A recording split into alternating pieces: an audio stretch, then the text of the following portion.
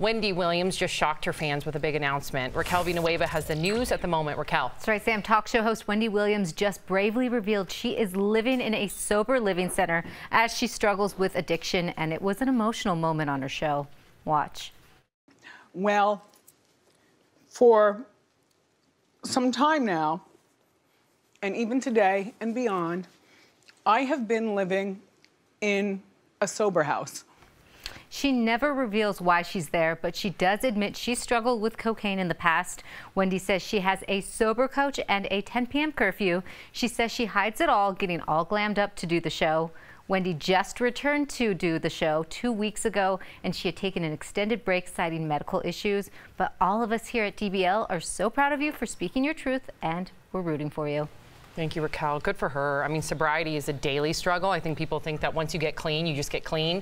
They don't understand that it is a daily battle, and you need to have tools in your toolkit, whether that be a sober coach, whether that be a sober living center. So whether that be going to meetings, I applaud her transparency. Is it a good idea for her, and I'm not saying whether it is or isn't, but to be back doing the show, maybe the stress of the show? Is that a good idea, or is that maybe get her back in her routine? Yeah, I think routines are very, very important, because she has a daily routine of going to Pilates and going to a meeting somewhere close to the show, and then she goes to the show, and then she has to be back at the sober house. And I think when a lot of people, routines help so that they're accountable to a time and a place.